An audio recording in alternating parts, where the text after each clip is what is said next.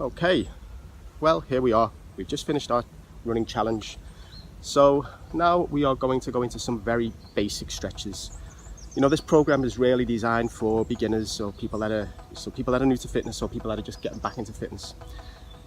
Stretching is one of those components that's largely overlooked, or it's just not looked at in sort of like in the right way. It's a little bit haphazard in terms of how long we should hold, what kind of stretches we should do. So let's just keep it nice and basic. And so for this one, we're going to go for a bound angle. We're going to open up into the hips a little bit. So we're going to bring the soles of the feet together, grab the big toes if you wish. And first of all, we are just going to pulse a little bit, pulse and bounce. Making sure that we're breathing through the nose, inhalation and exhalation, everything through the nose. And we should be breathing as normal. If we find that when we're stretching that we're holding our breath because it's too strenuous, then we've overstretched, because now we're building tension into the body, and when we hold our breath the body wants to stop moving, and so that's anti-stretching, wouldn't you agree? So breathe normal, allow the central nervous system to accept what's happening. You know, we should be on the points, just on that point, just on the edge of that sensation. It shouldn't be torturous. Okay, so now we're just going to hold. When we're coming forward here, chest forwards, no arching in the back like this, no hunching, just here. And if you want to keep pulsing away, you can. Roll from side to sides. And you would be holding this for 60 seconds, being sure that we can breathe all the way through.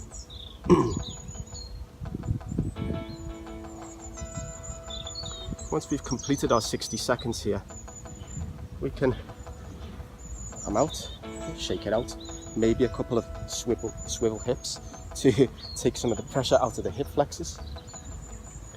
And then we're going to come to a little straddle.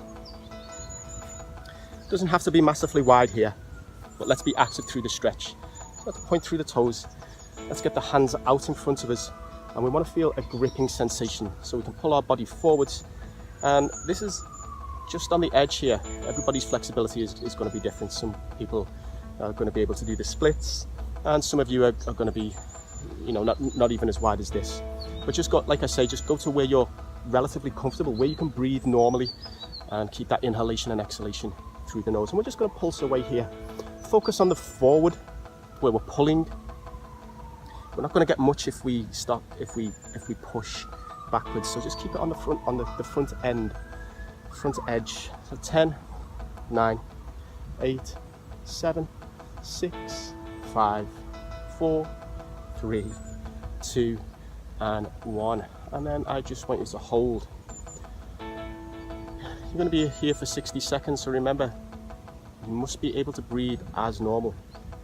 Feel free to play with the range of movement, moving from side to side, maybe even as you exhale, find more relaxation, more releasing the muscles with the exhalation. Again, you're going to hold that for 60 seconds. Okay, so we're going to enter this crescent lunge. Any yogis will be familiar with this.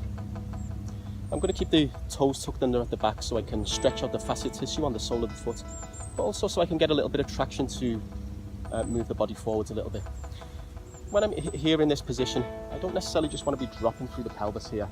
Although that's a good stretch, I want to get just a little bit more. So what I'm going to do is I'm going to engage a posterior pelvic tilt, like this. And then you feel that just getting into the quad and the hip flexors just a little bit more.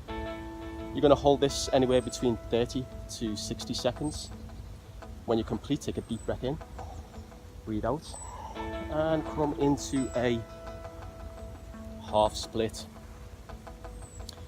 Now when I'm in this half split here, I am going to send the hips backward for the leg that's outstretched. For me at this point, it's my right leg. So you'll see this little action here. Yeah, this is me sending I'm engaging the hamstring and sending the hip backwards. I can feel the hamstring engage, and I get a little bit more of a stretch down the calf as well. I'm going to breathe in, breathe out, and lean forwards. I don't want to be like this, rounding off into the back just so I can get my my head close to my toes or to my knee. I want to keep the back relatively flat, bending at the hip, and again keeping that hip flexor of the hips of the outstretched leg with the engagement going backwards, get more of that stretch. I can move the hip from side to side so I can target more of the hamstring,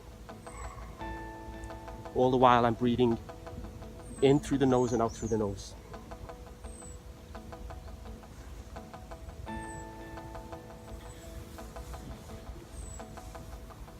Okay, so there's just a few basic stretches for you to integrate into the running practice after you finish.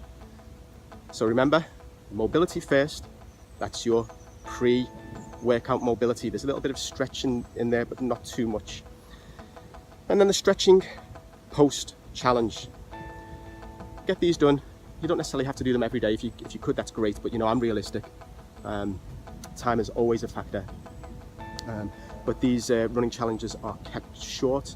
So, and it's free, man. Just get out there and go and get it done. Okay, I'll see you in the next challenge. Okay, bye.